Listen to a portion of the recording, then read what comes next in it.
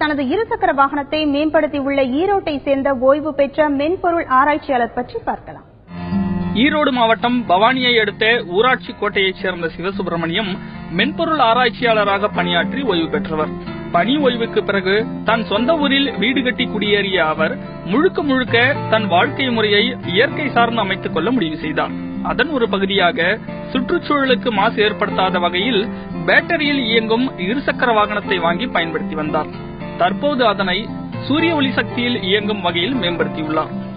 வாகனத்தின் பக்கவாட்டில் பொருத்தப்பட்டுள்ள இரும்பு கம்பிகள் உதவியுடன் வாகனத்தின் மேற்பகுதியில் சூரிய ஒளி தகடுகளை பொருத்தியிருக்கிறார்.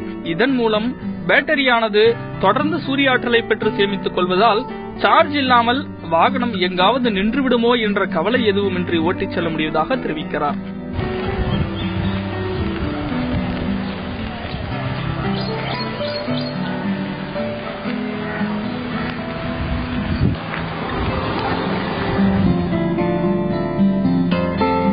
ஒரு 4 பேனல் வாங்கிட்டு ஒரு சின்ன வெல்டிங் ஷாப்ல போயிட்டு இந்த மாதிரி எனக்கு அமைச்சு கொடுங்கன்னு கேட்டு அமைச்சு எடுத்துட்டு வந்தோம். இப்போ இது அமைச்சு வண்டி ஓட்ட ஆரம்பிச்ச பிறகு இந்த வண்டி எங்கேயும் நிற்கிறது கிடையாது. ஏன்னாக்கா நான் வண்டி ஓட சார்ஜ் ஆகிட்டே இருக்குது. என் பேட்டரி எப்பவுமே கிட்டத்தட்ட ஃபுல் நிலையிலே இருக்கும். அதனால வந்து நான் பயம் இல்லாமல் வண்டி நின்று போங்கிற எண்ணமே இல்லாமல் தொடர்ந்து ஓட்டிகிட்டே போக முடியும். இன்ஃபேக்ட் காலையில் வண்டி ஒரு 2 மணி நேரம் 3 மணி நேரம் வெயில் வச்சா போதும், வண்டி ஃபுல்லாக சார்ஜ் ஆகிடும். வண்டி ஓட்டிகிட்டே இருப்பேன். வண்டியில் சார்ஜ் குறைய திரும்ப வண்டியில் சார்ஜ் ஏறிட்டே இருக்கும். நைட்டில் கூட வண்டி நல்லா ஓட்ட முடியுது பயம் இல்லாமல். கிட்டத்தட்ட நான் ஒரு 25,000 ரூபா செலவு பண்ணி இந்த சோலார் பேனல் அமைச்சேன்.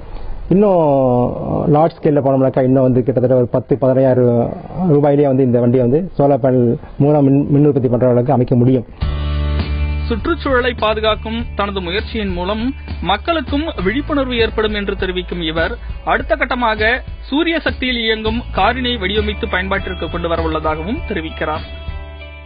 என்னோட இன்னொரு முயற்சியா வந்து ஒரு கார் இதே போல சூரிய ஒளி மூலமாக வரக்கூடிய ஒரு எலக்ட்ரிக் காரை வந்து ஆப்ரேட் பண்ணணும் அப்படிங்கிற இடத்துல வந்து அதுக்கான முயற்சியில் ஈடுபட்டிருக்கேன். இன்னும் கூடிய சீக்கிரத்தில் அந்த வண்டியை வந்து ஓட்ட ஆரம்பிச்சிருவேன். அதன் பிறகு மக்களுக்கு சுற்றுச்சூழலை பற்றிய முழு விழிப்புணர்வு நிறைய வரும்னு எனக்கு கண்டிப்பாக நம்பிக்கை இருக்கு. இந்த வண்டியை அமைக்கிறதுக்கு உண்மையிலேயே சொல்லப்போனால் என்னுடைய முழு முயற்சிகளுக்கும் ஆதரவாக இருந்து என்னுடைய மனைவி தான். என் மனைவி வந்து எவ்வளோ செலவான பரவாயில்ல, நீங்கள் செய்யுங்க, நல்ல விஷயம், கண்டிப்பாக செய்யுங்க, 4 பேருக்கு பயன்படணும்னு சொல்லி ரொம்ப ஆதரவும் ஊக்கமும் கொடுத்தனால வந்து என்னுடைய வெற்றிகரமாக இதை செய்ய முடிஞ்சது.